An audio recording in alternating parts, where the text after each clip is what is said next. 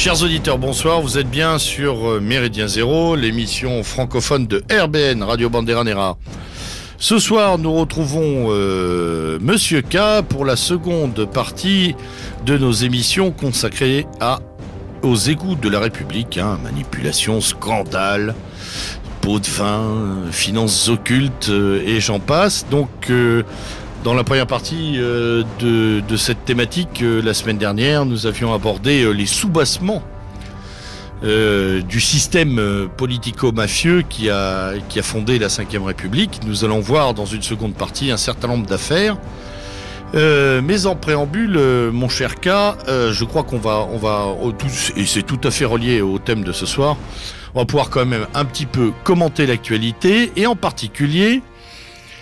Alors comment va-t-on dire cette mort opportune, ce décès fort à propos, cette divine surprise, bref, je parle de l'assassinat puisque c'en est un, en tout cas de l'exécution de Ben Laden, Oussama de son prénom, ces jours derniers, il y a quelques jours, par les Navy SEAL, donc les commandos d'élite de l'armée américaine.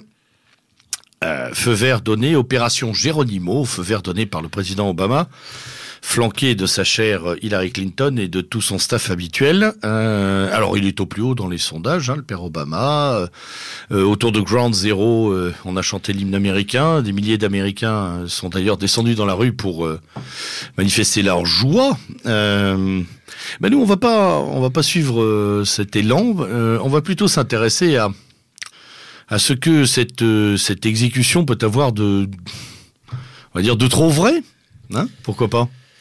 Écoutez, moi... De trop facile, de trop construite peut-être. Alors il y a une chose qui est sûre, c'est que l'affaire ressemble à s'y méprendre un véritable film hollywoodien, avec un vrai méchant, dans un vrai château, dans un pays exotique, entouré d'une garde, je suppose, en uniforme de séides, n'est-ce pas, qui était là pour le protéger, puisqu'on nous a parlé de 5 morts. J'ai eu du mal à penser que Ben Laden n'était entouré que de 5 personnes, si tant est qu'il ait existé. Une chose est sûre, c'est que un premier scénario avait vous êtes cédé Ben Ladiste. Je suis Ben Lado-sceptique. Ben Lado-sceptique.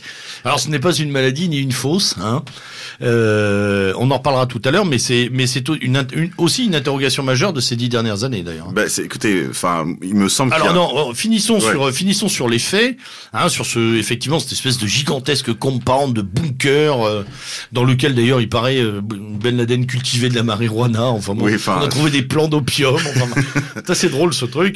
Hérissé de barbelés, à quelques encablures de l'école de formation des officiers de l'armée pakistanaise, dans une banlieue huppée qui pourrait s'apparenter au Neuilly d'Islamabad, quoi. Oui, si on en croit ce que nous disent les médias, moi j'ai jamais mis les pieds, mais moi non plus, apparemment c'est à ça que ressemblait l'endroit. Je suppose que c'est le même scénariste qui avait inventé les cavernes de type Docteur d'Enfer, Docteur No, dans lesquelles il se cachait dans les années 2000. Bon voilà, le scénario est cousu de fil blanc, c'est scénarisé, c'est storytellisé, si vous voulez. Il y a ce fameux concept américain du storytelling. Il s'agit il y a un ouvrage en français dont j'ai perdu. Oui, c'est ça, ça s'appelle Storytelling. Et j'engage les auditeurs à le lire. C'est un petit truc très serré, mais qui explique bien comment la politique américaine, mais pas seulement, parce que ça s'applique à la force de vente. Coca-Cola nous fait la même dans ses publicités. Comment on scénarise, comment on raconte une histoire autour d'un fait brut. C'est ça, comment en fait, c'est une invention des spin doctors. Plus exactement, ça commence en fait avec le neveu de Freud, qui a écrit un très bel ouvrage aussi dans le même tonneau et dans la même collection d'ailleurs, qui s'intitule Propaganda, qui est le père des relations publiques et qui a fait fumer la deuxième moitié de l'humanité, puisqu'à l'époque seuls les hommes fumaient, qui a inventé la publicité au cinéma, dissimulée si vous voulez. Donc on est dans ce registre-là, dans le registre en fait de la communication de masse et de la manipulation de masse, même du viol des foules par la propagande politique, pour reprendre le titre d'un autre ouvrage traitant de ces thématiques, qui est l'ouvrage de Tchakotin, qui était secrétaire d'État soviétique à la propagande et qui avait en charge la promotion de la révolution bolchevique et qui ensuite s'est chargé aussi de la communication politique des sociodémocrates allemands pendant la période de la montée du nazisme. Voilà, on est dans ce type de scénario-là. Alors, que veut-on nous raconter? Eh bien, on nous raconte une histoire d'un grand méchant et d'un grand gentil, Obama, qui ont une sorte de Superman métis, qui, avec l'aide de sa, comme dans un film, avec l'aide d'une femme, donc qui a le deuxième rôle, Hillary Clinton, part à la poursuite du grand méchant loup qu'on poursuit depuis 10 ans et qui est caché dans son bunker. Ça, c'est le premier élément. Le deuxième, c'est que évidemment il y a cette histoire de la photo. Alors les Navy Seals font une opération sans faute, sans blessés de leur côté. Ce sont des mecs inconnus. Un crash d'hélicoptère tout de même. Hein. Oui, mais alors, sans ça, dommage... Ils sont coutumiers du fait depuis l'Iran, les années 80. Hein. Enfin là, ils se sont pas télescopés, c'est un problème technique. Enfin, tout de même... Mais de toute façon, aux États-Unis, il ne peut y avoir de problème que technique, ils sont dans le règne de la technique absolue, donc il n'y a pas d'erreur humaine. Oui. Quand bien même un type aurait tué son camarade, c'était pas une erreur humaine, ça aurait été une erreur technique. Ouais, c'est le fusil qui a éternué. Donc c'est toujours les mêmes rengaines.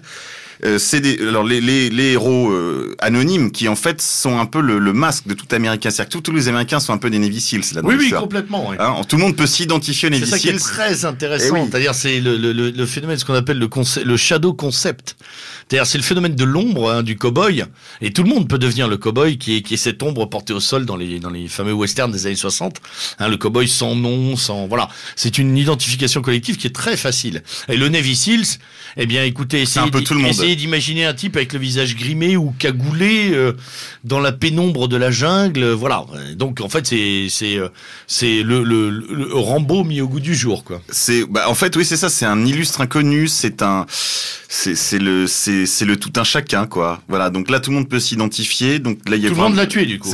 Tout le monde l'a un peu tué, voilà. Ben Et là, je dois dire, cher lieutenant, que vous avez vraiment raté une très belle carrière de spin doctors et de conseillers de communication auprès de la présidence américaine, parce que voilà, vous avez compris le ressort absolument de l'affaire. Et alors, il le tue sans faire de faute.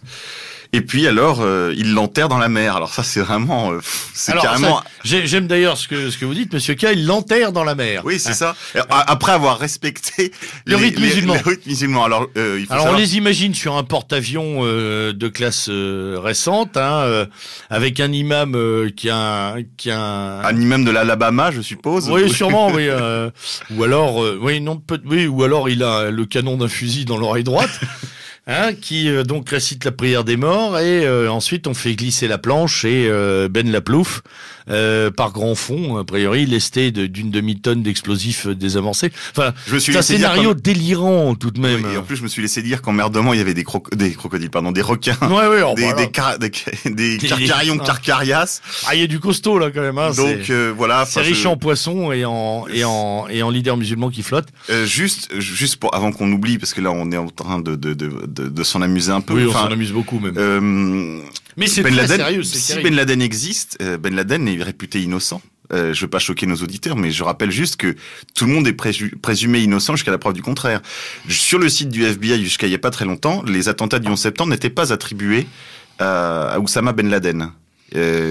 Donc, alors je crois qu'il est intéressant tout de même de rappeler, maintenant qu'il est mort, si tant est qu'il ait existé, de rappeler ce qu'est le phénomène Ben Laden et d'où vient-il, et ce fameux parcours de ce personnage, s'il existe, on est bien d'accord, qui commence d'ailleurs comme tout parcours par une jeunesse dorée en Europe, et notamment en Scandinavie, je crois.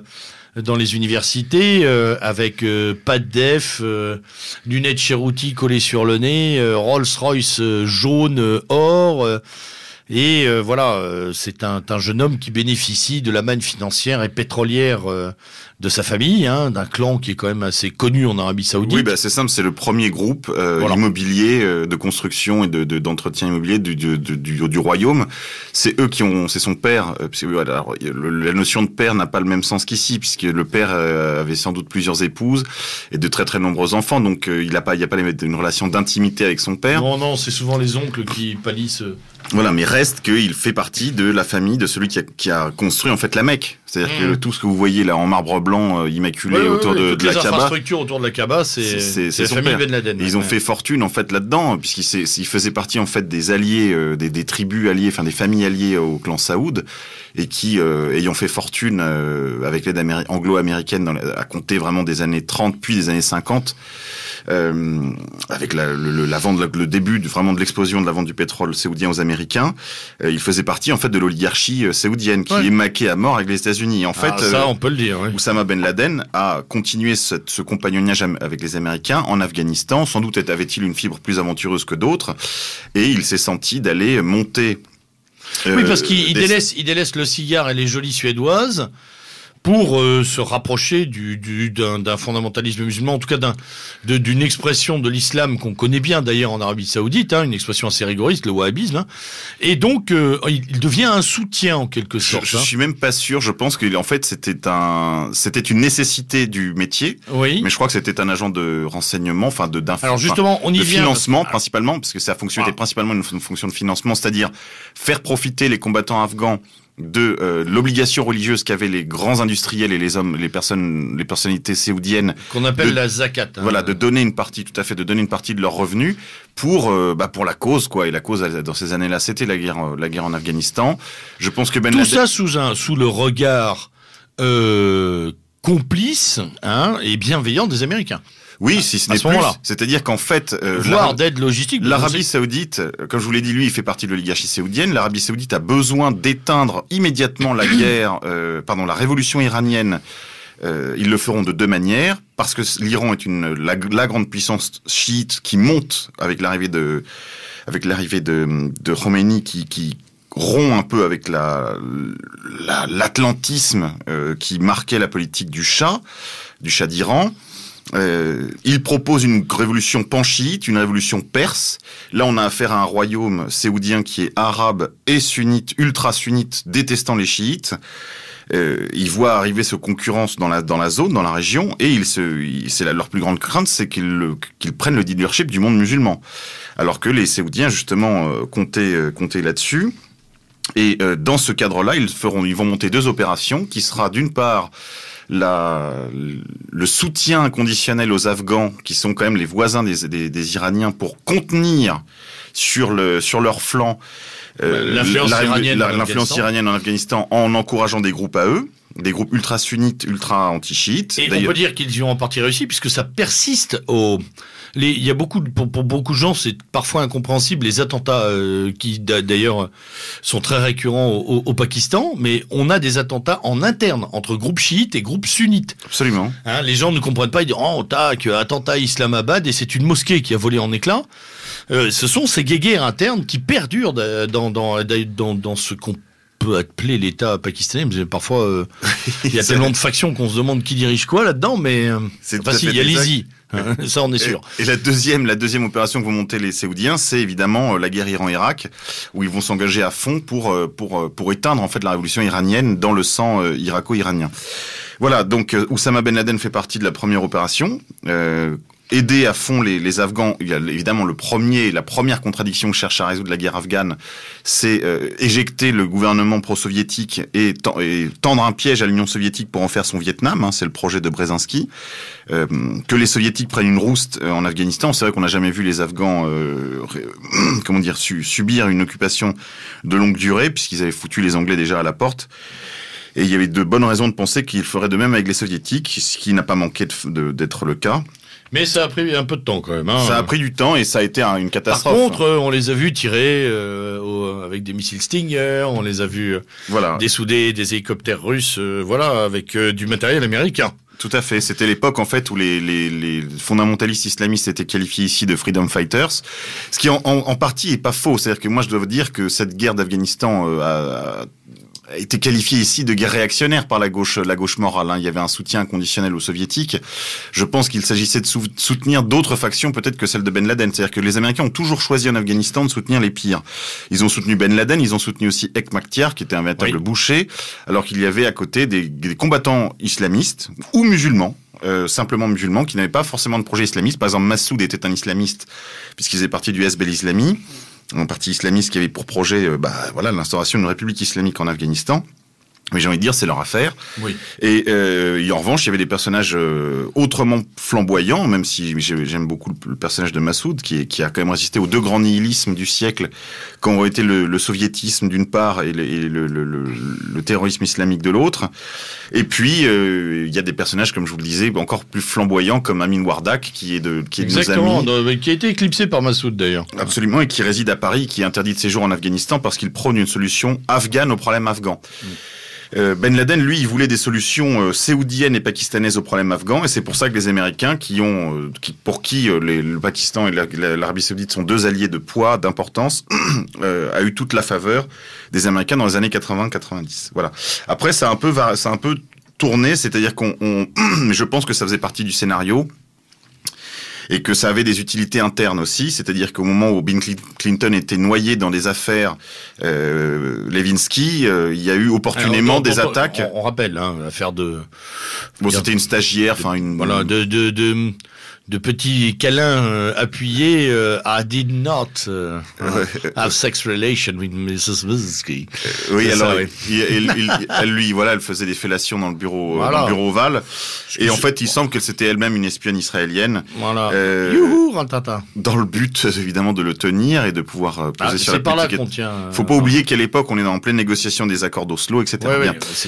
Vous voyez, chers auditeurs, il y a la grande et la petite histoire, mais la petite fait souvent la grande. Oui, absolument. Et bon, voilà, pour sortir un peu de ces affaires Lewinsky, il est parfois utile d'avoir des amis qui sont en mesure de poser des bombes pour vous présenter avantageusement comme le défenseur de la civilisation américaine.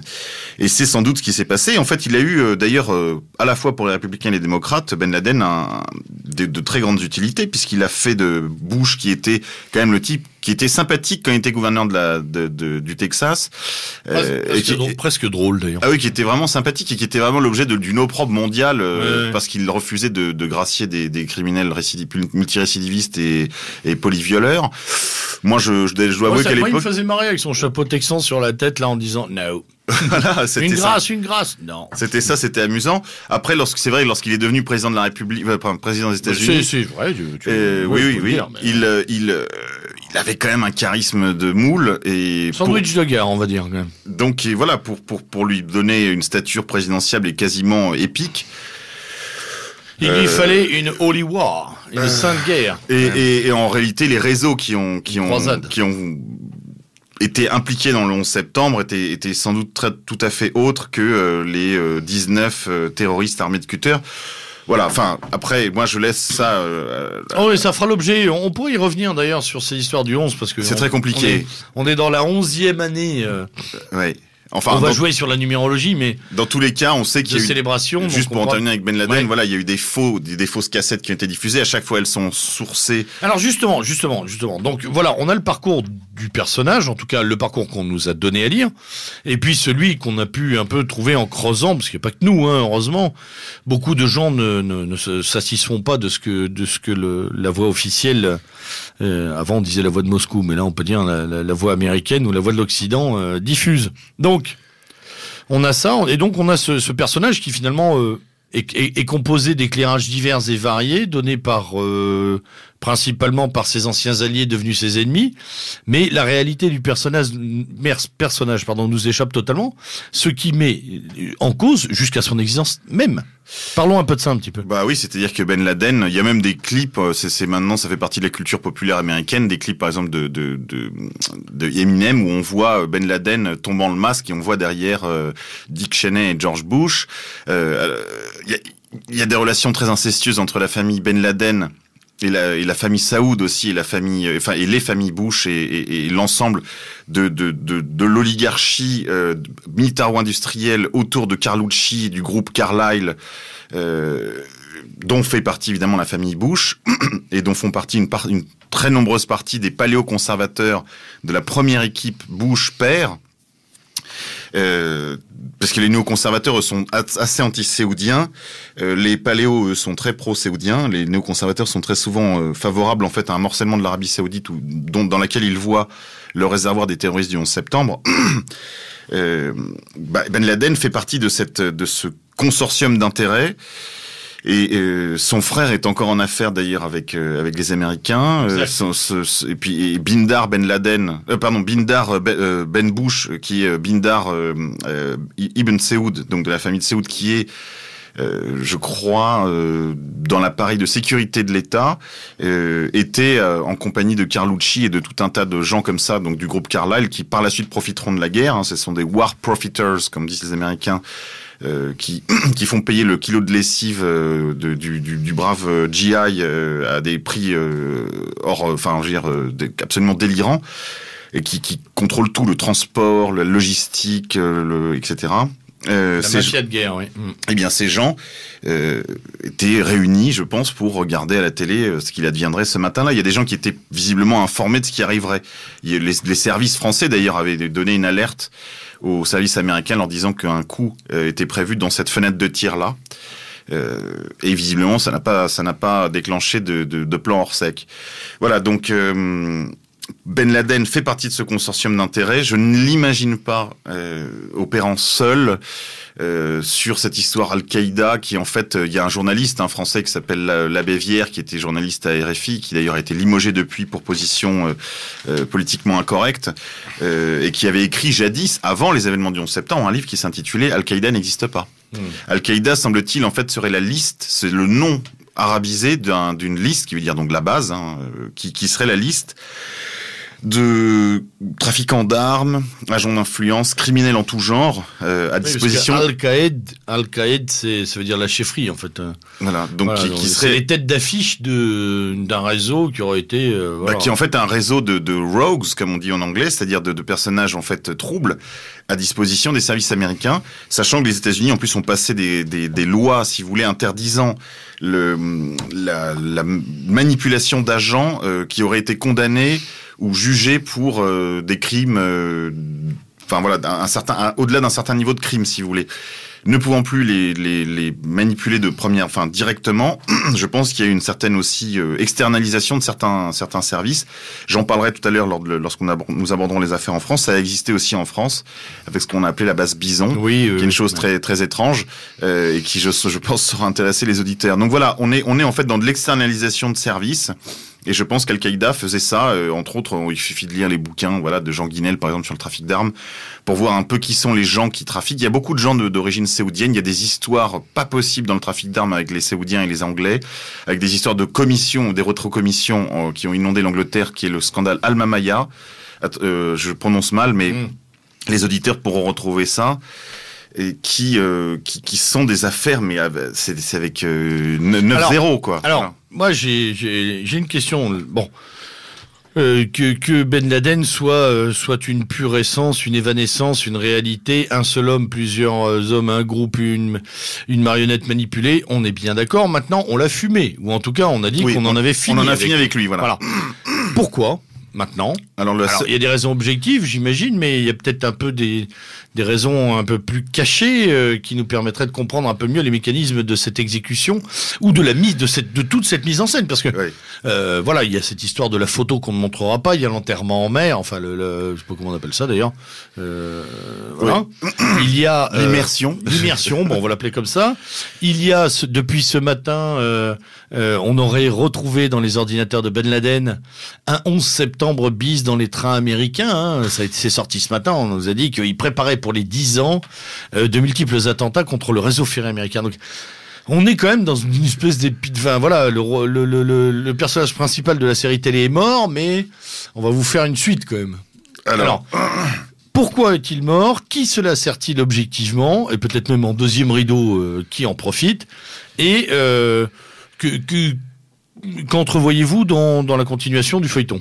Alors, la première chose, c'est évidemment, tout le monde aura compris que les élections américaines sont dans moins d'un an. Enfin, dans un an. Donc, évidemment, Obama est au plus bas dans les sondages. Je veux dire, les Tea Party ont le vent en poupe. Ce qui pourrait faire perdre d'ailleurs le Parti républicain, parce qu'ils sont considérés comme trop radicaux par une partie de l'électorat centriste. Donc, les élections aux États-Unis, d'ailleurs, un peu comme en France, se gagnent au centre. Et donc voilà, mais évidemment le débat est complètement centré sur le flanc droit de la vie politique américaine. La gauche, et malgré le fait que Barack Obama ait été élu, tous les débats sont à droite aujourd'hui.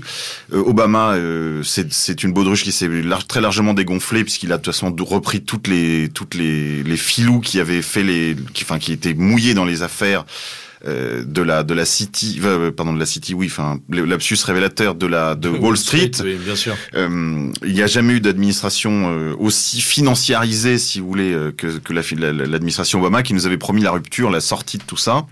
Les Américains en sont très déçus, et évidemment, là, il apparaît comme un héros. Donc ça, c'est évidemment le premier bénéfice est là. Bon. Sera suffisant, on verra bien. On verra bien. C'est peut-être un peu juste. En tout cas, je pense que lui a fait le pari qu'il fallait le faire maintenant. Voilà, ça c'est la première chose. La deuxième chose qui est plus occulte, c'est le seul endroit où je l'ai trouvé sur le net. C'est dans le réseau Voltaire, dont je me méfie comme de la peste, parce qu'il y a eu tout un tas de provocations qui ont été issues par... Il y a vraiment à boire et à manger, oui, effectivement. Il y a eu des provocations quand même qui ont été produites par Thierry Meyssan, en particulier l'histoire de son bouquin La Grande Imposture, qui en fait a servi à discréditer toutes les thèses alternatives sur le 11 septembre. Et dès qu'on dit quelque chose, c'est Thierry Meyssan, voilà. Alors que Thierry Meyssan, dans les années 80, était un véritable héros de la liberté d'expression soutenu par toute la gauche, lorsqu'il travaillait pour l'industrie pornographique, puisque le réseau Voltaire c'était ça à l'origine, hein, c'était un réseau payé par les industries pornographiques pour pouvoir promouvoir la liberté de la presse, qui devait couvrir, si vous voulez, jusque la presse porno. Mais donc voilà, c'est un personnage trouble, mais qui est intéressant, qui aujourd'hui a une fortune inespérée dans certains milieux alternatifs, dont parfois les nôtres. Mais il se trouve que son analyse est très très juste. Mais je l'ai confirmé il y a pas très longtemps avec un gars des services à qui j'ai sorti l'analyse, et qui confirmait absolument en opinion du chef et en renchérissant. Il fallait en finir avec Obama, ça y est, non, avec pas Oussama, qui a été tué, c'est Oussama. Hein. Avec Oussama, parce que nous sommes plongés dans deux guerres là, dans lesquelles ils ont besoin des secours disons de la mouvance Ben Laden. Ils ont besoin d'eux en Libye, et ils ont besoin d'eux en Syrie. Oui. Ils ont besoin d'eux en Syrie. Pourquoi ? Puisque le pouvoir est un pouvoir chiite, sectaire, mais chiite malgré tout. Oui, les Alaouites, pour faire simple, oui. Les Alaouites, c'est une secte chiite qui est cliente de l'Iran. Et dans la logique de confrontation dont je parlais tout à l'heure, Iran-Arabie Saoudite, monde chiite contre monde sunnite, arc chiite montant contre sunnisme allié des Américains et du Pakistan. Ils ont besoin de ces réseaux, de les réactiver pour pouvoir mettre sur la gueule aux chiites, si vous voulez, mettre sur la gueule de Bachar el-Assad. Donc, cela est vrai aussi en Libye, puisque la plus forte proportion de combattants qui ont combattu en Irak et en Afghanistan, hors des nationaux, si vous voulez, des natifs d'Irak et d'Afghanistan, viennent de Cyrénaïque. C'est-à-dire que sur les quelques centaines de combattants qu'il y a encore en Irak aujourd'hui, la plus forte proportion vient de Cyrénaïque. Ils rentrent toutes affaires cessantes, évidemment. Alors précisons, aujourd'hui. Oui, la Cyrénaïque. Le Cyrénaïque, c'est la province orientale de la Libye, dans laquelle se développe l'insurrection anti-Kadhafi. Et qui a une longue tradition de radicalisme. Oui, alors absolument. C'est-à-dire que les éléments, disons, de la mouvance Ben Laden déambulent dans cette région, dans cette province, et dans le désert aussi, puisqu'il s'en trouve jusqu'au nord de l'Afrique subsaharienne. Ce sont les gens qu'aujourd'hui les Américains soutiennent, puisque ce sont la pointe avancée, si vous voulez, des forces de la rébellion libyenne. Et c'est pour l'œil exercé, d'ailleurs, les maigres reportages que l'on a de cette région-là, dans les profils qu'on peut voir sur les images, on a peu de doutes. Il y a zéro erreur. On les voit avec les chefs afghans. Oui, absolument. Avec la barbe. La barbe afghane, ouais. Très important aussi, cette façon de tailler la barbe. Et puis le doigt levé, comme ça, on les voit sur les pick-up, le doigt levé, donc désignant, ça veut dire à la fois Dieu est un et Dieu, vous voyez, ça résume toute la foi musulmane dans ce geste de l'unicité divine, en montrant que Dieu est dans les cieux, si vous voulez. Ça, c'est un signe de ralliement, évidemment, du fondamentalisme islamique. Et de toute façon, il suffit de regarder les bios des mecs. D'ailleurs, c'est si vrai qu'ils ont demandé au patron du commandement intégré des forces américaines d'Afrique, qui est basé en Allemagne, de descendre de son piédestal. Ils ont confié l'affaire à l'OTAN parce que l'OTAN est habitué, c'est ce que raconte Messin, il a tout à fait raison, l'OTAN est habitué de ce genre de provocation, puisqu'on a eu le cas du Kosovo avec le groupe Al-Moudjahiroun, qui était un groupe islamiste monté de toutes pièces dans les rues de Londres, et qui sont des agents doubles et qui ont servi d'agents provocateurs dans la guerre du Kosovo. On a exactement le même scénario, et on a exactement le même scénario qu'au Liban, où des groupes proches d'Al-Qaïda, enfin de la mouvance Ben Laden, j'aime pas ce terme d'Al-Qaïda, mais de la mouvance Ben Laden, parce que ce sont des idiots utiles. Il n'y a pas d'Al-Qaïda. Al-Qaïda, comme je l'ai dit, c'est une liste d'éléments criminels, qui sont, donc ces groupes sont encouragés aussi dans les camps palestiniens du Liban, qui peut y avoir encore, pour faire pièce à la montée du Hezbollah chiite au Liban. Et ce sont des groupes qui sont présentés parfois dans la presse comme étant soutenus par l'Iran. C'est un contresens complet. Il s'agit de groupes soutenus par la famille Hariri, qui sont des sunnites, qui sont maqués avec les Saoudiens. On est passé au Liban pour les auditeurs. Voilà, qui sont maqués avec les Saoudiens, qui sont dans l'axe du bien, si vous voulez. Et pour résoudre ces contradictions, il fallait se débarrasser de Ben Laden afin que ces types puissent redevenir des combattants de la liberté. Voilà. Qu'on puisse les réutiliser plus facilement. Voilà. Donc le symbole tombe, ce qui libère finalement ceux qui rebattent les cartes. Ceux qui libèrent le champ pour reprendre des contacts, pour renouer des liens. Et puis ça tombe bien parce que la figure mythique étant tombée, il y a un petit moment de flottement dans les troupes, hein. À long terme, est-ce qu'on va pouvoir continuer à manier le scénario terroriste? Parce que dès hier, dans la presse américaine, et notamment chez les démocrates et les libéraux, on a dit, Ben Laden est fumé, terminé, l'objectif est atteint, on va se retirer d'Afghanistan. Bon. Évidemment, c'est pas du tout l'analyse que partage le gouvernement, ni que partage un certain nombre de républicains plus ou moins durs, ni même d'ailleurs ce qui fera changer d'avis Nicolas Sarkozy sur la présence des troupes françaises en Afghanistan. Donc il va falloir quand même servir un minimum de soupe, et notamment de soupe terroriste.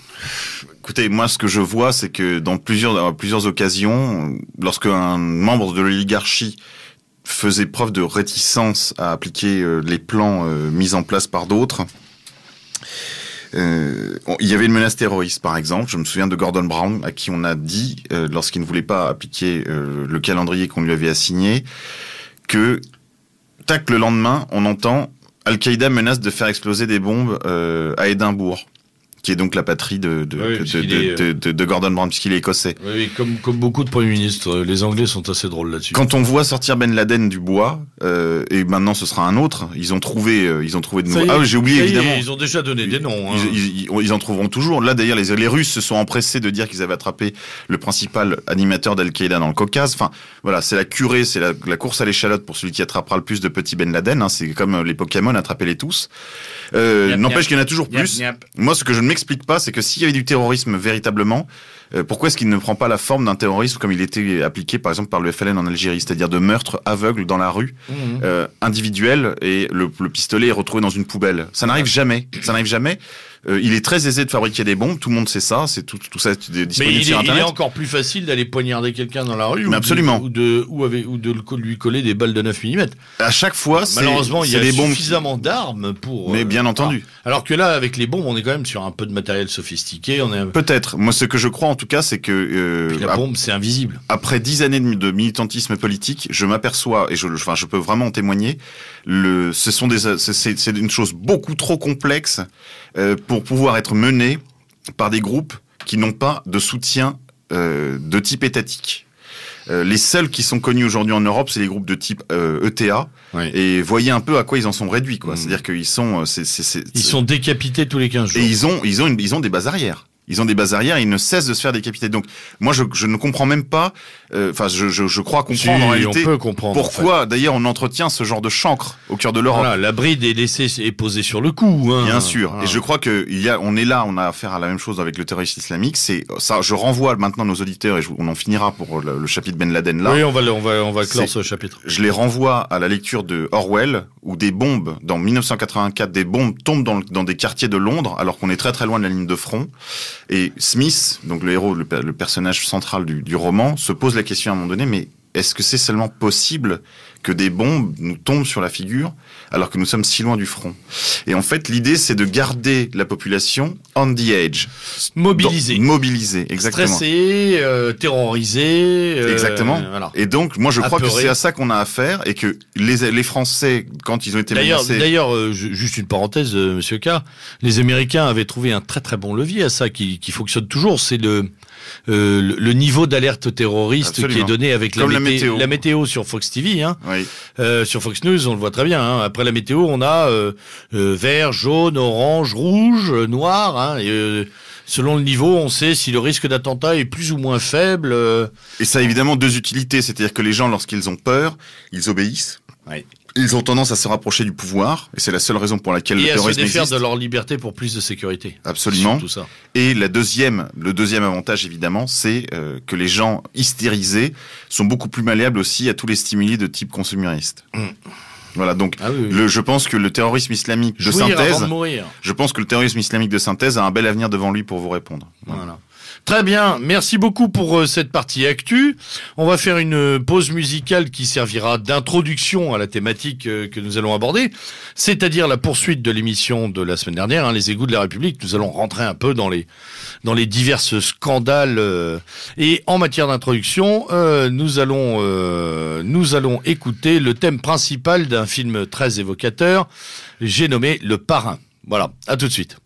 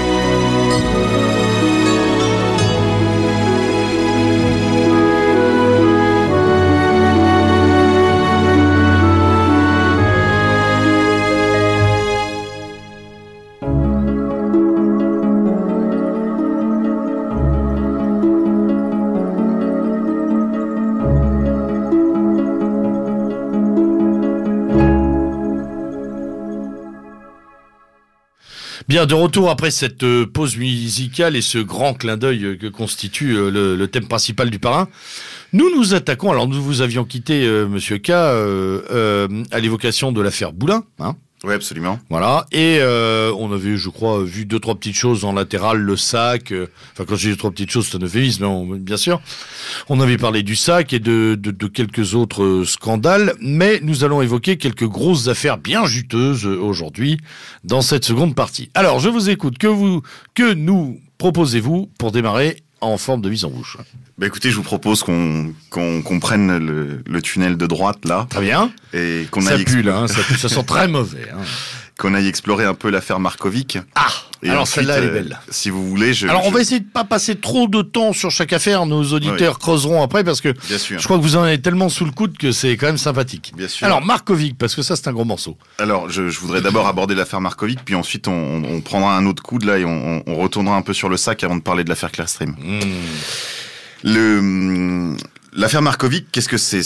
Elle commence bêtement par la découverte d'un sorte d'amas, on ne sait pas si c'est un matelas ou des couvertures, dans une décharge des Yvelines, département dans lequel avait également été retrouvé le corps de Robert Boulin. C'est pas sans importance. Et ce corps, en fait, va s'avérer être celui d'un pense-t-on au début d'un vagabond d'origine yougoslave. Alors on retrouve un corps emmailloté, enfin sur un matelas et dans des couvertures dans une décharge. Dans une décharge, voilà. Fait divers. Enfin emmailloté exactement dans une sorte de plastique de matelas, si vous voulez. Il est roulé dans un plastique qui emballait un matelas. Et tout ça dissimulé, je crois, dans des couvertures et jeté donc à même une décharge. Seulement le corps en fait n'aura pas roulé jusque sous les détritus, si vous voulez. Ouais. Il va être retenu par des obstacles de la végétation, ce qui fait que des promeneurs, je crois, ou des gendarmes vont le découvrir. Et ce sera le début de cette affaire Markovic. La première chose, c'est que donc ce garçon est d'origine yougoslave et on découvre assez rapidement en fait qu'il n'est pas vagabond, qu'il n'est pas vagabond, un clandestin, et qu'il réside en réalité habituellement dans une maison qui est dans une sorte d'hôtel particulier à Paris, qui est propriété de l'acteur Alain Delon. On découvre ensuite qu'il fait partie en fait de toutes les soirées de Delon. C'est un intime, c'est une sorte de secrétaire, garde du corps, chauffeur, portefaix, un peu de l'homme à tout faire si vous voulez, qui est très beau garçon et qui donc avec Delon fréquente un peu le Gotha, la crème de ce qui se fait donc à la fois au cinéma et comme personnalité française. Delon est lui-même un personnage assez trouble puisqu'il a des amis qui ont été membres de l'OAS. Il est connu pour ses opinions très droitières. Il a des amis qui sont au SAC. Il a des amis qui sont dans le milieu également, parce que Delon ne fait pas qu'incarner des voyous, il en fréquente aussi. Il est par exemple ami avec un frère Guérini. Il l'a été avant son succès, enfin, notamment avant de devenir fusilier marin. Il a eu une jeunesse houleuse. Oui, on dit qu'il aurait été une sorte de Markovic voilà. qui aurait réussi. Alors revenons sur Markovic et Delon. On en reparlera après, mais c'est intéressant de... Et oui, donc Delon en fait est un personnage, voilà, belle gueule lui aussi, s'entourant de belles choses, de belles femmes, en changeant souvent. Et avec des amitiés troubles, pour l'homme du commun, avoir des amis de l'OAS, du SAC, dans le milieu, c'est pas chose commune. Et puis, il est, à ce moment-là, une étoile confirmée, mais qui continue de monter. Et il fréquente aussi donc un personnage qui s'appelle Marc Antony, qui est un type, du grand banditisme, et qui est un ancien de la Résistance. Enfin, de la Résistance, un peu comme j'en ai parlé la semaine dernière, c'est-à-dire... celle des 3 dernières semaines. Non, il était vraiment dans la Résistance, mais vous savez, il y a les attaques de banque, c'est pas tout à fait la même chose que de faire dérailler des trains. Il y a plusieurs actes... soutien logistique et enrichissement personnel. Oui, voilà. Oui, et puis il continue aussi il faisait du renseignement en faisant de la prostitution. Enfin, tout ça est assez trouble, on n'en saura jamais rien. Est-ce que seulement ils ont jamais fait un acte qui a fait avancer la cause, on saura pas, mais en tout cas, il a des bananes en tout cas qui confirment qu'il avait des amis qui comptaient après, disons, le grand basculement de 1945. Les Delon ont également une propriété à Ramatuelle. Alors, on est là dans les années, pour situer... On est au milieu des années 70, voilà, fin des années 70, je vais pas dire de bêtises. Non, attendez, l'affaire Marconi, non, c'est au début des années 70. D'accord. On est sous la présidence de Pompidou. La pompe. Et on évoque autour de cette mort de Markovic, très rapidement, on commence à parler de balai rose. Qu'est-ce qu'un balai rose ? Un balai rose, ce sont des parties fines. On parle aussi de bridge. C'est pour ça que vous nous parliez de la propriété de Ramatuelle. Oui, on parle de cette propriété de Ramatuelle qui est aussi un endroit où les Boulins... Propriété de Delon, voilà. Où Boulins aussi, il y aura l'histoire des terrains de Ramatuelle. Donc il y a des parallèles qui ne sont pas sans intérêt. Je pense qu'il y a des centres... comme ça, qui sont commodes pour certains types d'opérations. Pourquoi est-ce que je vous disais que c'est intéressant qu'il ait été retrouvé dans les Yvelines ? C'est que les gens qui se sont débarrassés de lui devaient sans doute savoir que dans le tribunal de Versailles, ceux qui seraient en charge, qu'une partie des personnalités en charge du monde judiciaire, en charge du dossier Markovic, ils pourraient compter sur elles pour, en cas de coup dur, enterrer une partie du dossier, faire disparaître des pièces, falsifier des pièces. Ce qui s'est d'ailleurs en partie produit. Ce qui s'est également produit. Et parce qu'il y a en fait un très petit nombre de gens sûrs pour le système, si vous voulez, de couverture. La plupart des gens, en fait, laissent faire.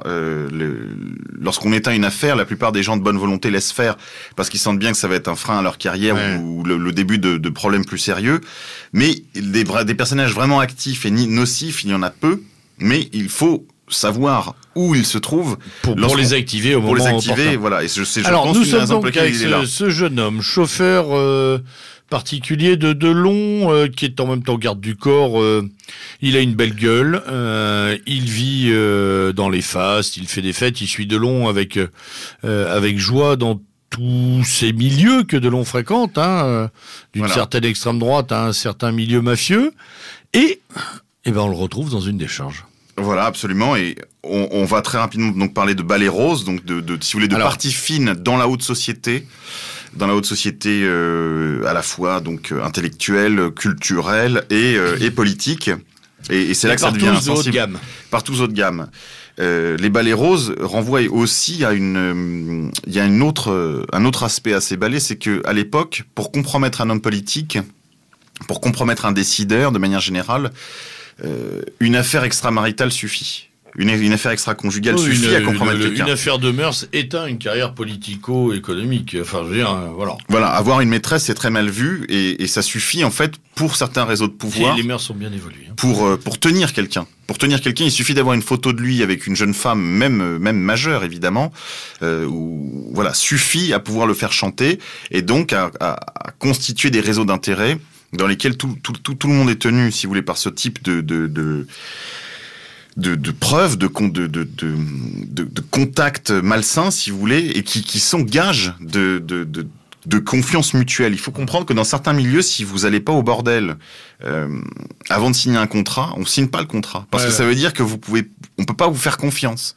parce qu'on vous tient pas. Parce qu'on vous tient pas. On vous tient pas. Vous n'avez pas été dans le même délire. Alors ils mettent toujours ça sous le prétexte, si vous voulez, faire une petite connerie ensemble, faire un petit pas de côté, si vous voulez, par rapport à votre vie plan. Si vous le faites pas, par exemple, avec des Chinois ou avec des moyens orientaux, etc., vous pouvez pas signer le contrat. On est un peu dans cette démarche-là, mais à un niveau quand même bien supérieur, qui est vraiment de compromettre quelqu'un pour pouvoir le faire fonctionner dans le réseau. Et Markovic, son nom est évoqué comme étant, à cause de sa belle gueule, faisant de la prostitution, et étant aussi un intermédiaire de prostitution féminine à l'égard d'hommes politiques. Un bel étalon. Donc il était à la fois prostitué masculin, avec des dames exclusivement, c'est ce qu'on dit en tout cas. Et un Mac qui fournissait du haut de gamme. Et un peu Mac pour certaines personnalités qui auraient été amies de Delon. Il semble qu'il a fait ça d'ailleurs dans le dos de l'acteur. Je pense pas ici qu'il. Disons, voilà. Il le faisait avec les expressions qu'on utilise dans le dos de l'acteur. Non, c'est une aimable plaisanterie. Disons qu'effectivement, Delon n'est pas inquiété au premier chef sur ce plan-là. C'est pas le. On comprend que il a sans doute fait des choses de sa propre initiative. Voilà. Et c'est sans doute la raison d'ailleurs pour laquelle on l'a retrouvé comme ça, parce que il a dû à un moment donné faire quelque chose qui dépassait les bornes, si vous voulez. Alors, il a fait chanter qui ? Alors, justement, on y vient. On va très rapidement évoquer des noms prestigieux comme celui de Madame Malraux qui organisait les bridges, entre guillemets. Donc c'est une expression de l'époque. On est en plein milieu des années 70.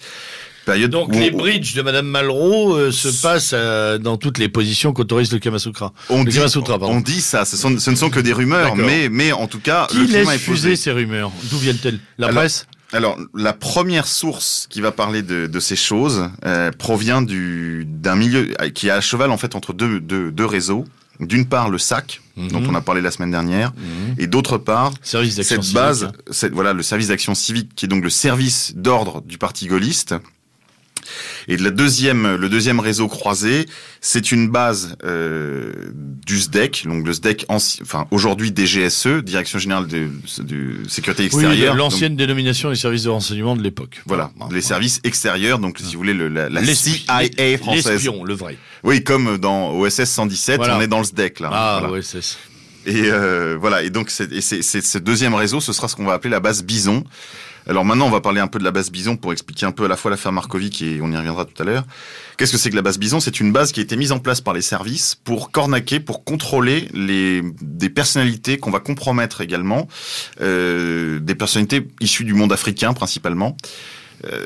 Donc, comment est-ce qu'on les compromet ? Alors, c'est à la fois un service rendu à des amis africains qui eux-mêmes rendent des services financiers, par exemple, et qui, lorsqu'ils sont de séjour à Paris, souhaiteraient quand même pouvoir se délasser, passer un peu de bon temps loin de leur bobonne. Et là, évidemment, il s'agit donc pour les gars des services de leur dégoter des petites pépées, leur trouver des petites pépées, de préférence blanches. Encore qu'il paraît que certains chefs nord-africains étaient très friands de jeunes marocaines aussi. Et cela jusque il y a pas très longtemps. Cette pratique s'est poursuivie sous d'autres formes. Et même on parlait tout à l'heure des Séoudiens. Les Séoudiens sont très friands de John Burrett également. Et donc cette base Bison avait pour fonction donc en fait de faire les macros quoi, tout simplement. Ils faisaient les macros pour les dictateurs africains en visite à Paris. Tout en les tenant. Tout en les tenant, évidemment, puisque c'est toujours bien d'avoir des photos de tout cela. Et puis, on peut parfois aussi soutirer quelques informations sur l'oreiller. Donc, on voit bien un peu le type d'espionnage que permettent ce genre d'activité. Et donc, la base Bison, donc via le SDEC et via le réseau du SAC, un personnage très trouble qui va en fait être la source de la sortie de l'info. Son nom vous est sans doute familier, il s'appelle Marchiani. Voilà, Marchiani qu'on va retrouver. Marchiani ou Marchiani ? Marchiani qu'on va retrouver dans d'autres affaires. Parce qu'on le prononce aussi Marchiani. Oui, tout à fait. Donc qui est lui corse, comme par hasard, j'ai envie de dire, no offense à nos amis corses, et qui est dans les réseaux pasquois, donc dans les réseaux du SAC, dans les réseaux donc Focard, dans les réseaux du SDEC, et c'est une source personnage très étrange. C'est un carrefour, c'est un nœud de réseau ce Marchiani, oui. Marchiani. Donc il sera mouillé bien plus tard dans d'autres affaires comme l'Angola Gate, etc., qui lui vaudront d'ailleurs des décorations et des honneurs républicains. Exactement. Ouais. Encore que je crois que dans cette affaire, on a parfois été un peu injuste avec lui, mais enfin voilà. En tout cas, ce Marchiani vient avec cette histoire-là, et le tout début de la mèche a été allumé par une de ses sources, qui est une jeune femme qui est très très bien introduite dans les milieux trotskistes, et qui peut-être aurait été elle-même manipulée par des services de l'Est. D'accord. Là, ça se complique. Ça se complique. C'est-à-dire qu'on a affaire à des balais roses dans lesquels des personnalités vraiment de haut niveau, comme les femmes de ministres, voire, évidemment, puisque ce sera le centre de l'affaire Markovic, le nom de Madame Pompidou est évoqué. Donc on est quand même là dans des questions même de sécurité de l'État, de crédibilité du chef de l'État. On a donc tout ce milieu un peu interlope du spectacle, un peu mafieux, autour d'Alain Delon, des personnages comme Markovic qui sont quand même des apatrides. Quelques diplomates. Et voilà. Et puis on a Marchiani, qui a croisé les chemins entre la politique et les services, qui, rencardé par une source dans les milieux trotskistes, balance l'histoire des balais roses, en toute discrétion tout d'abord, et l'enquête conduira à conclure en tout cas un doute sérieux sur une possible intoxication des services de l'Est. C'est, je crois, sans qu'il l'affirme tout à fait, la thèse que défend Jean-Pax Meffray dans son bouquin que je recommande, Une sale affaire chez Pygmalion, donc qui est sur l'affaire Markovic. Jean-Pax Meffray ne croit pas du tout à la thèse de l'authenticité des photographies qui auraient présenté Madame Pompidou en besogne, si vous voulez, avec Markovic. C'est vrai que de très nombreux montages photographiques vont inonder la presse. On en voit un exemple ici. Je voudrais que pour ceux qui n'ont pas la radio en couleur, vous puissiez quand même en témoigner. Voilà, ici il y a un montage, si vous pouviez le commenter. Pardon, donnez-moi ça. Ah oui, effectivement, puis c'est un peu grossier au regard de ce qu'on peut faire aujourd'hui avec Photoshop. Mais... Alors sur cette photo, on voit Markovic en présence de Madame Pompidou, oui, c'est ça. Mais évidemment, les ombres du visage de Markovic ne coïncident pas avec les ombres de l'ensemble de la photo. Il faut imaginer surtout que dans ce type de montage à l'époque se fait au ciseau. Hein. Oui, au ciseau et à la colle. Mais voilà, enfin encore qu'il y avait il y a d'autres techniques, il y a des photos de photos, on peut faire des. Oui, bien sûr. Mais en tout état de cause, ce qu'on voit là, effectivement, est un vrai montage. On n'a évidemment pas affaire à un montage de grand luxe comme savaient le faire les services soviétiques. Mais alors justement là, je voudrais vous expliquer ce qui, à mon avis, s'est réellement passé et qui a peut-être égaré la sagacité de Jean-Pax Meffray. Alors il est mort. Il est mort. On évoque son nom dans des parties fines avec des hautes personnalités et la presse est inondée de photographies, de grossiers montages comme celui-là.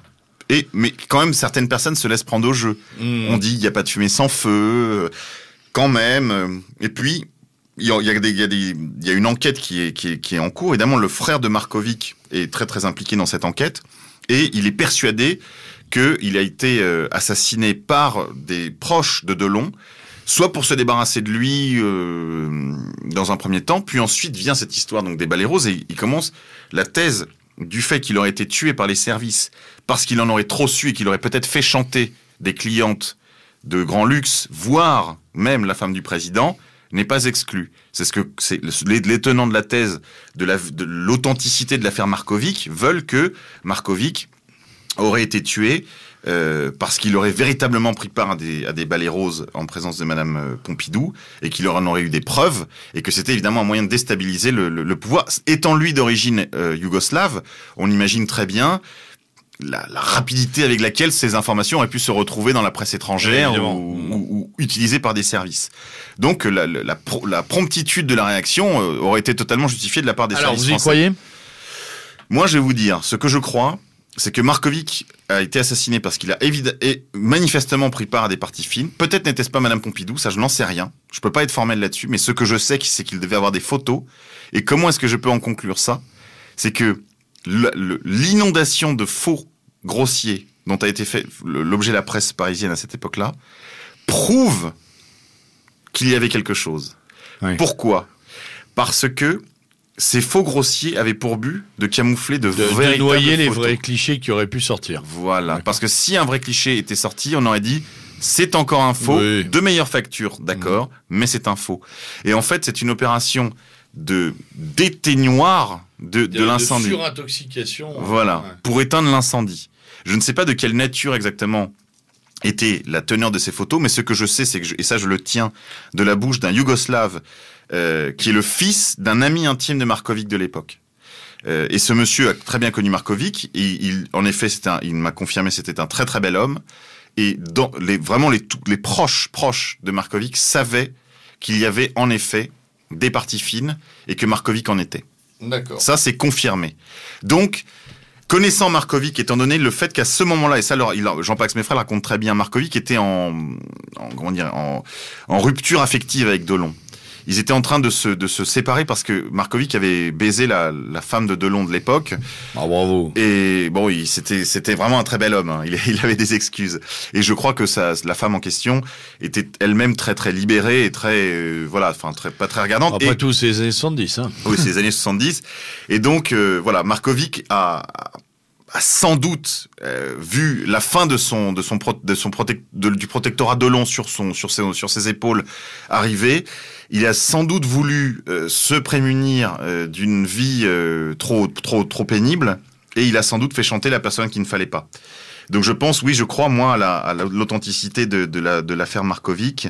Et juste pour terminer, il faut savoir quand même que les gens qui ont connu cette époque pourraient témoigner sans doute de l'authenticité du fond de l'affaire, quoi. Voilà. Alors ensuite, on va peut-être faire une petite pause musicale, hein. Puisqu'on est dans les années 70, on va en profiter pour écouter un titre rocailleux et qui annonce l'émergence d'un nouveau style musical au travers d'un groupe très connu aujourd'hui, mais dont c'était le premier album à l'époque. Je parle de Motörhead, l'album On Parole, et nous allons écouter Vibrator.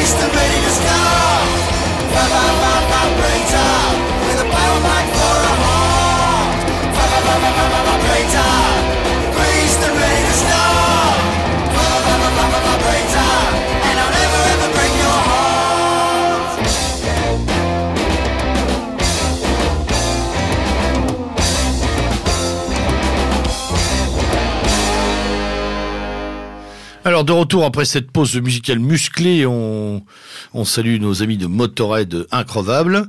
Nous venons de clore le chapitre Marco X et nous ouvrons celui d'une autre affaire. Alors il y en a tellement, hein, Bérégovoy, voix grosse s'ouvre, les avions Nifleur, les diamants de Bokassa, Clearstream. Alors qu'est-ce que vous choisissez là pour la dernière partie, Monsieur Carr? Enfin la dernière. On pourrait faire 28 émissions là-dessus tellement il y a à en dire. Hein. Bah écoutez, juste comme ça par curiosité, je vais vous dire à peu près en 50 ans combien on a eu d'affaires.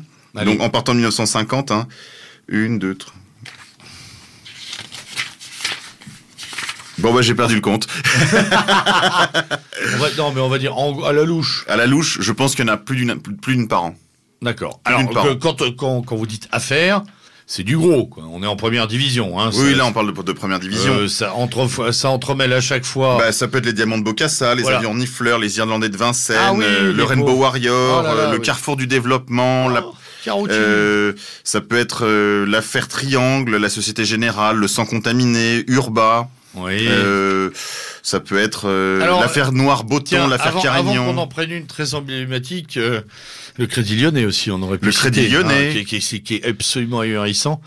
Les diverses affaires Tapie aussi, qui sont très très bonnes dans leur dimension politique. Avant de, et puis il y a toutes les avant affaires d'en aussi. Prendre une pour terminer, est-ce que vous pouvez nous donner quelques références ou tout au moins non, remarquez, on verra ça tout à l'heure. On va d'abord prendre une dernière affaire et puis après on donnera des pistes à nos auditeurs pour se nourrir de toute la noirceur de cette mafia gouvernante. Alors, Qu'est-ce que vous avez choisi? Bah écoutez, je pense que l'affaire la plus emblématique et la plus actuelle, on pouvait pas faire cette émission sans en parler, c'est l'affaire Clearstream. Oui, dont le jugement en appel est rendu bientôt, là. Absolument, je crois que d'ailleurs, il y a quelques jours de ça, Dominique de Villepin était encore entendu en appel. Ah, c'est Monsieur Broching. Donc voilà, qu'est-ce que c'est que l'affaire Clearstream? Sans rentrer dans le détail de l'affaire Clearstream Sarkozy-Villepin, je voudrais quand même rapidement, vraiment 5 minutes, brosser ce que c'est que Clearstream. Clearstream, c'est une société luxembourgeoise il y en a que 2 comme elle dans le monde. L'autre s'appelle Euroclear, qui est basée à Bruxelles. Cedel, maintenant Clearstream, jadis Cedel, elle était basée donc au Luxembourg. Et c'est ce qu'on appelle une chambre de compensation. Qu'est-ce qu'une chambre de compensation?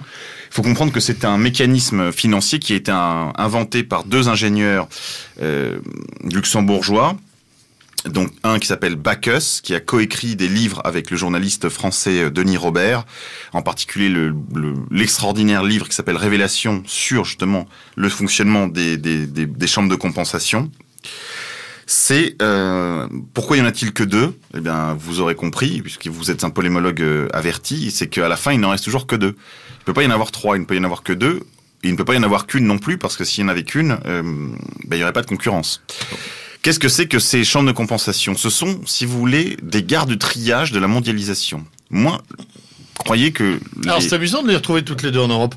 Rien sur le continent américain ni asiatique. C'est totalement normal. C'est qu'en réalité, vous remarquerez d'ailleurs où elles se trouvent. Elles se trouvent au Luxembourg pour l'une d'entre elles et l'autre à Bruxelles. En Belgique et à Bruxelles. Qui sont quand même des pays en papier mâché. Ah oui, complètement. Je dis pas qu'il n'y a pas une nation luxembourgeoise. Je parle pas ici sur le plan culturel. Non, je parle pas sur le plan culturel. Sans insulter les Luxembourgeois, j'ai toujours eu cette image d'une grande banque avec un peu d'herbe autour quand même. Hein.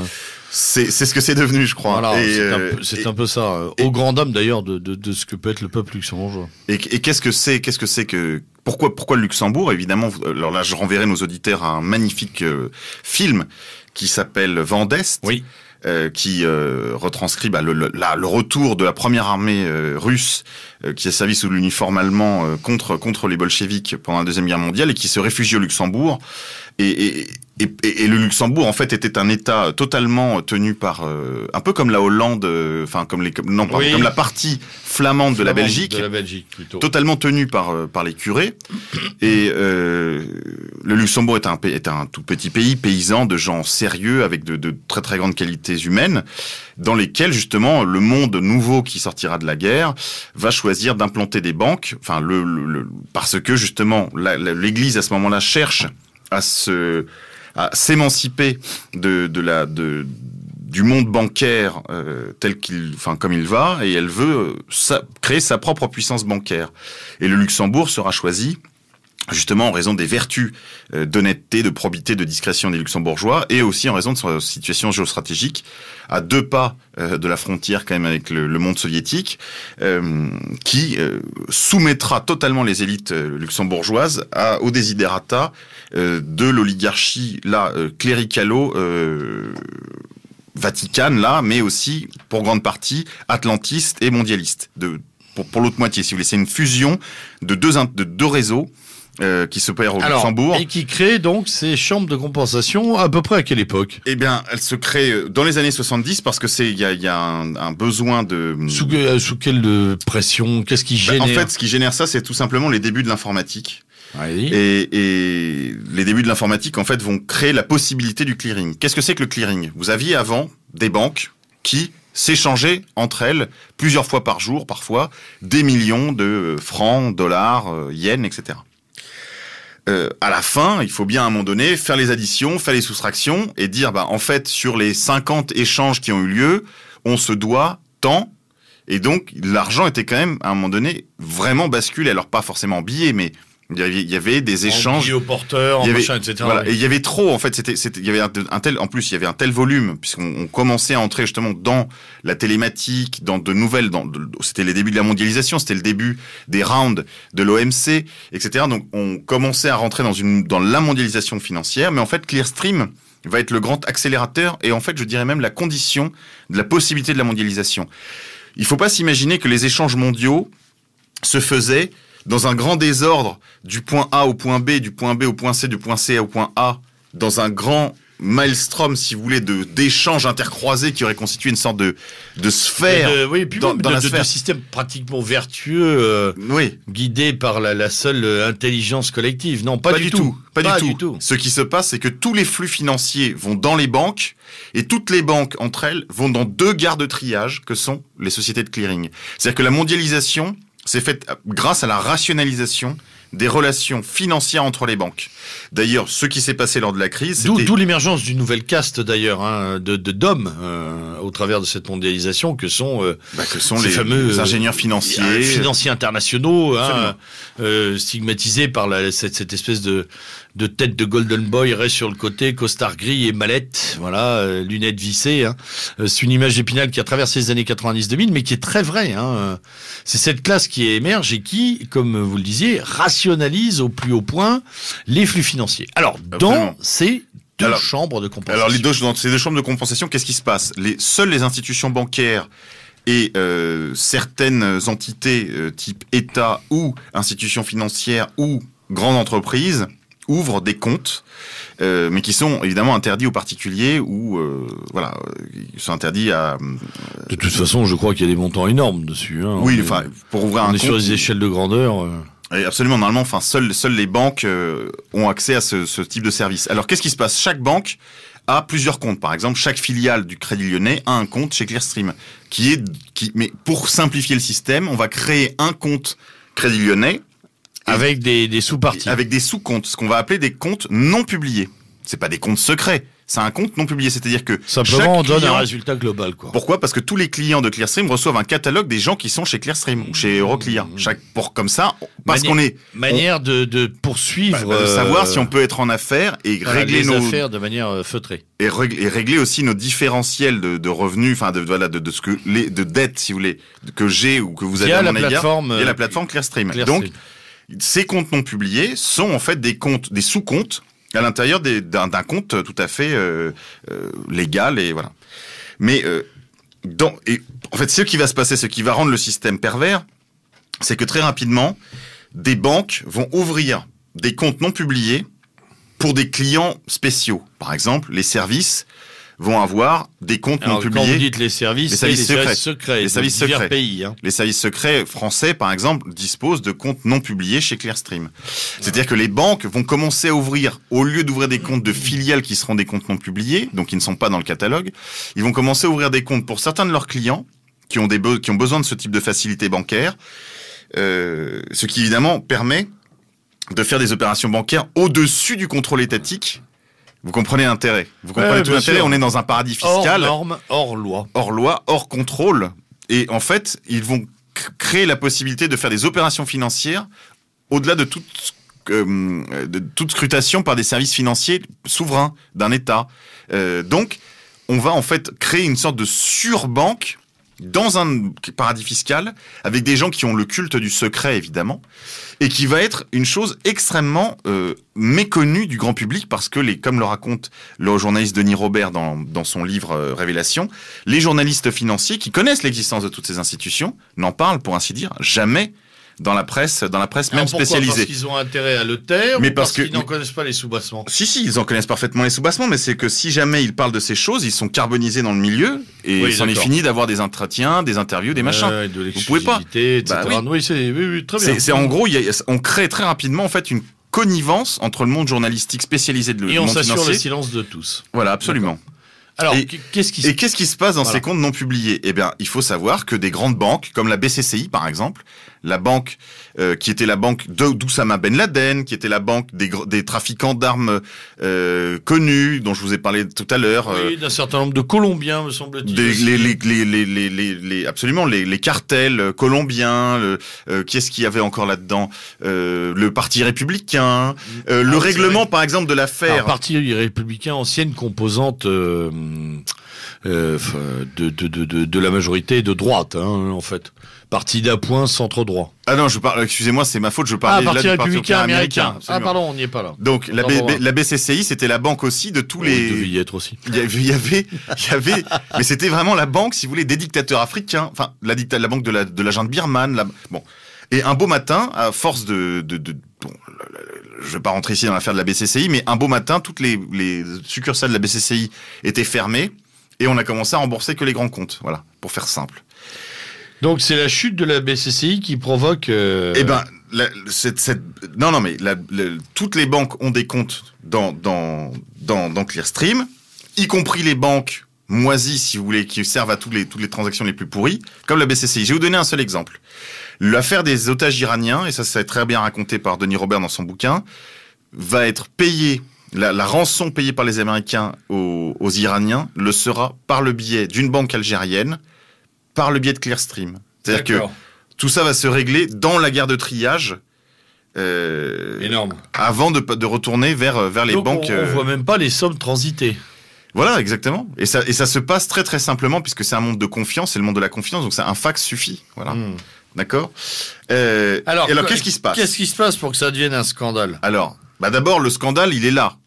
Ça, c'est ce que dit Denis Robert. On s'en fout. Oui, c'en est déjà. L'existence même de Clearstream en tant que tel est un scandale. Juste pour vous dire, le Clearstream, c'est aussi ils ont dissimulé des comptes occultes, par exemple, liés à des scandales financiers, comme celui de la banque Ambrosiano en Italie. Oui. La banque Ambrosiano, c'était la banque du Vatican, si vous voulez, enfin une des banques du Vatican, une des grandes banques du Vatican, dans lesquelles vont rentrer des personnages comme Michele Sindona, qui est en fait le personnage romancé, le personnage réellement existant, Miguel Sindona, sera incarné à l'écran par Miguel Corleone, du Parrain dont on a écouté tout à l'heure la musique.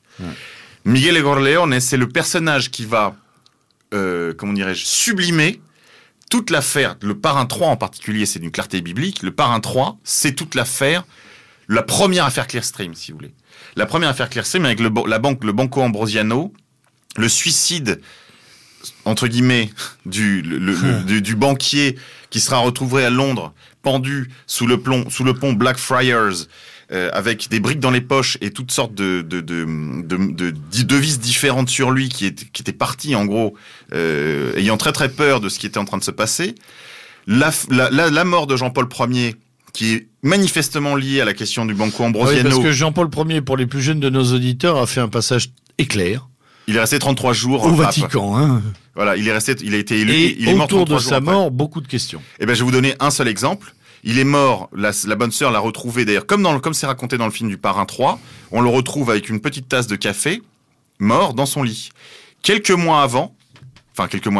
jours avant, déjà, visite d'un patriarche orthodoxe auprès du pape, on sert un café, le patriarche meurt foudroyé alors qu'il est en pleine discussion avec le pape. On va retrouver le petit café meurtrier dans l'affaire Clearstream, puisque le deuxième ingénieur qui a créé le système Clearstream, l'ami de Bacchus, donc je vous parlais tout à l'heure, qui a collaboré avec Denis Robert pour écrire les livres Révélation et la boîte noire, qui ont trait à Clearstream. Ils étaient deux ingénieurs, je vous l'ai dit en début de partie. Le deuxième va mourir en Corse, où on meurt quand même beaucoup de morts violentes. Il va mourir en Corse. Soit on vit très longtemps aussi voilà, il va mourir à l'âge de la petite. Il a une petite cinquantaine. Il revient d'un jogging, il va au bar, il boit un petit café et il meurt foudroyé. Il va être enterré sans l'accord de la famille, sans que la famille le sache. Il va être sans doute, à mon avis même, momifié comme l'avait été Robert Boulin, sans l'accord de la famille, parce qu'une fois qu'on est momifié, on peut pas faire d'autopsie digne de ce nom. Et il va mourir de cette mort violente-là, et je pense que c'est la raison qui va pousser Bacchus, d'ailleurs, à parler à Denis Robert pour protéger sa vie. Parce que ces deux types-là sont les deux seules personnes à connaître le système depuis ses origines et à en connaître les backdoors, si vous voulez, les portes cachées, les recoins sombres, etc. Ouais. Voilà. Alors, chers auditeurs, attention au café, au sucre. Hein. Donc, voilà. Et en fait, ça, c'est une signature. Alors, et donc, Clearstream éclate. Clearstream éclate, c'est quoi ? Eh bien, en France, le volet 2 de l'affaire, puisque, comme je vous l'ai dit, le gros de l'affaire Clearstream, c'est l'existence de Clearstream lui-même qui a permis à la fois la possibilité de la mondialisation financière, parce que quand on parle de mondialisation, c'est du flanc. La mondialisation, c'est la mondialisation financière de l'économie. Et donc, c'est aussi la financiarisation de l'économie. Ça veut dire la confiscation du sang des pauvres dont parlait Léon Blois. C'est véritablement un système vampirique qui pompe le pognon des pauvres pour pour rendre les riches plus riches, si vous voulez. Pour faire très simple, ça peut paraître radical, simpliste, etc. Mais quand on lit le bouquin de Denis Robert, on est obligé de faire ce constat.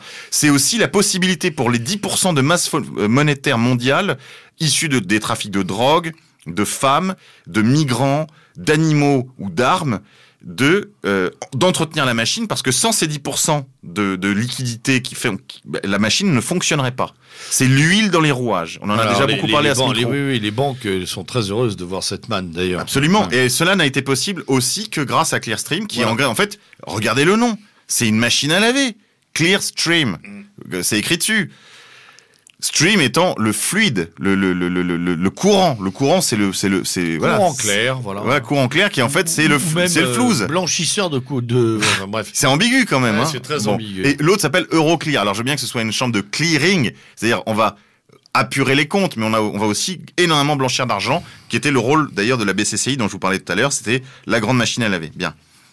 L'affaire Clearstream 2, le volet Villepin-Sarko, c'est quoi?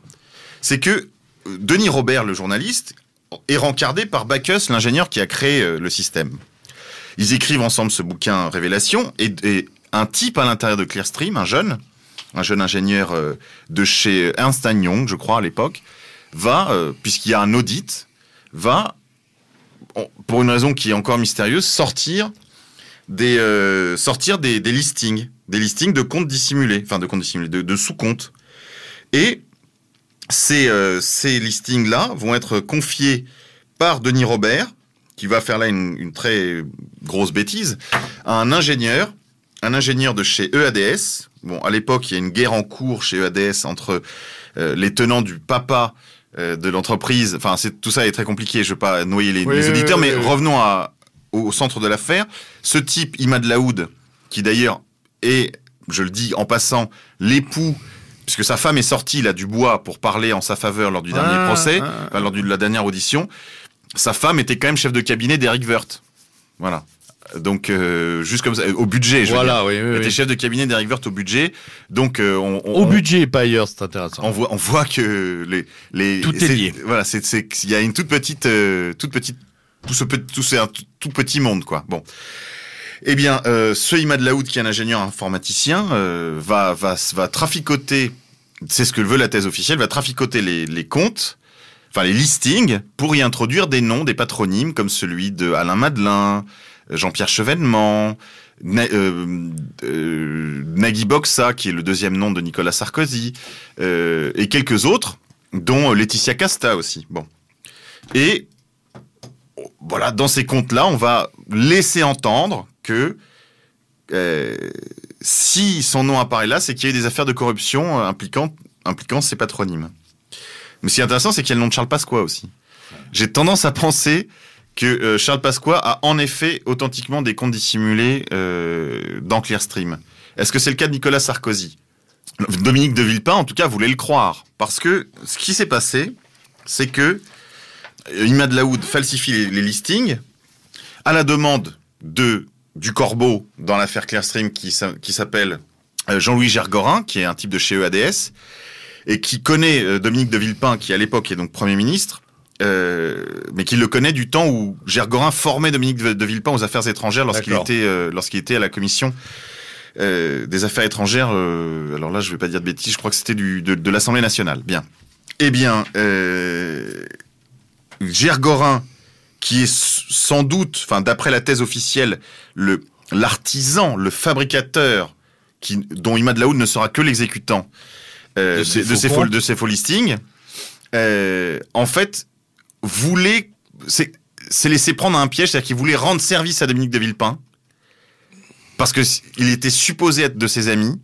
Il a voulu rendre service à Dominique de Villepin. Villepin a marché dans la combine, et ils se sont tous fait avoir parce que les listings ont été en gros démasqués. Moi, ce que je crois, c'est que c'est beaucoup plus compliqué que ça, et j'en aurais terminé, que chacun après retourne à l'affaire Clearstream pour aller chercher les éléments. Je vous donne la clé, enfin qui est selon moi la plus probable. C'est que Gergorin, qui est un homme qui fréquente assidûment les milieux qui ont fondé la banque luxembourgeoise, proche des milieux de la trilatérale, proche des milieux du Conseil on Foreign Relations, dans lesquels il faut imaginer que des présidents américains comme Bill Clinton, Richard Nixon se rendent au Luxembourg pour faire des conférences devant 50 personnes dans le cadre de l'antenne locale de ces institutions mondialistes, ce qui peut paraître dérisoire et qui en fait est très important. S'ils viennent, c'est qu'il y a véritablement du pouvoir au Luxembourg, un pouvoir considérable. D'ailleurs, Juncker, le Premier ministre luxembourgeois, a été très longtemps un homme important dans l'Europe. Il l'est encore. Si ces gens se déplacent là, c'est parce qu'en réalité, il se joue là beaucoup c'est un véritable nœud de pouvoir. Et les milieux qui ont construit la banque luxembourgeoise après-guerre, conjointement avec le Vatican, sont les milieux que fréquente Gergorin ici en France, qui sont des milieux totalement inféodés au pouvoir Rockefeller aux États-Unis. Le pouvoir Rockefeller qui est le pouvoir qui domine, qui contrôle Nicolas Sarkozy. Oui. Et à mon avis, les gens qui contrôlent Gergorin lui ont demandé de tendre un piège à Dominique de Villepin en lui faisant croire qu'ils étaient du même bord, en créant ses faux listings et en lui tendant la perche couverte de miel pour qu'il se jette lui-même dans la gueule du loup, si vous voulez. Et qu'il se discrédite, laissant par là le champ libre. Et laissant par là le champ libre à Nicolas Sarkozy pour les élections de 2007. D'accord. Voilà, selon moi, la clé, elle est là. C'est-à-dire que Gergorin s'est carbonisé dans cette histoire, mais il savait où il allait, et il l'a fait parce que c'était une nécessité politique que Nicolas Sarkozy soit débarrassé de Dominique de Villepin. S'il n'y avait pas eu l'affaire Clearstream, s'il n'y avait pas eu le CPE, Dominique de Villepin serait président de la France aujourd'hui, parce qu'il aurait les voix de gauche que n'aurait pas eu Nicolas Sarkozy. C'est-à-dire que personne ne pouvait... C'était une nouvelle candidature Chirac, qui était une candidature centriste, qui faisait à la fois un peu la gauche et beaucoup la droite. Voilà. Un gaullisme social, d'accord. Ok. Eh bien, un grand merci, Monsieur K. On a encore pu s'apercevoir de la complexité, de la densité de ces sujets. Et puis, je pense, on pourrait pratiquement créer une chaîne d'émissions là-dessus, qu'on saupoudrerait au long de l'année. On reviendrait par des éclairages divers sur les principaux scandales. Alors, très rapidement, quelques ouvrages que vous retrouvez bien entendu sur le blog, mais dont vous pouvez nous donner le titre pour que les auditeurs poursuivent leur quête. Alors le premier, c'est Les scandales de la République de Panama à l'affaire Clearstream de Jean Garrigue aux éditions Nouveau Monde, Poche. Le deuxième, c'est le livre de François Audigier, Histoire du sac, service d'action civique, la part d'ombre du gaullisme chez Stock, donc de François Audigier. D'accord. Le troisième, c'est Histoire secrète de la Ve République sous la direction de Roger Faligot et Jean Guinel aux éditions de La Découverte. Très bien. Et enfin, celui dont j'ai parlé en début d'émission, le bouquin de Jean-Pax Meffray, Une sale affaire, Marcovic, Marc-Anthony Delon-Pompidou et les autres, chez Pygmalion. Très bien. Alors pour ma part, je vous signale la sortie du livre de Roland Dumas, ancien ministre des Affaires étrangères et très proche compagnon de François Mitterrand, compagnon de route pendant des années. Roland Dumas a sorti un ouvrage qui s'appelle Coups et blessures, 50 ans de secrets partagés, sous-entendu avec le président et les grands gouvernants et les grands hommes d'État que M. Dumas a fréquentés. C'est croustillant, on connaît Dumas et sa plume. Donc n'hésitez pas à aller voir cet ouvrage qui est aux éditions du Cherche Midi. Il me reste très peu de temps. J'ai une petite annonce à faire concernant un apéritif social, un grand apéritif, un apéritif géant. Pardon, un apéritif, qu'est-ce que je dis ? Je regarde mes notes. Un pique-nique géant, social et populaire, organisé par le collectif Mandrin le mercredi 25 mai à 20h. Face au salon de l'Automobile Club où se réunit un autre organe, une autre officine de pouvoir, le Club Le Siècle, le collectif Mandrin lance un appel à tous les Français conscients à venir manifester la joie et la colère du peuple devant ces goinfreries de l'oligarchie. Donc venez nombreux, vous pouvez amener victuailles, chaises, tables, boissons, instruments de musique, vous serez les bienvenus. Voilà. On essaiera donc, Monsieur K, de revenir sur ces sujets. On va le faire, je pense qu'il y a matière à. En attendant, je vous souhaite une excellente soirée. Merci de votre venue et à l'abordage et pas de quartier.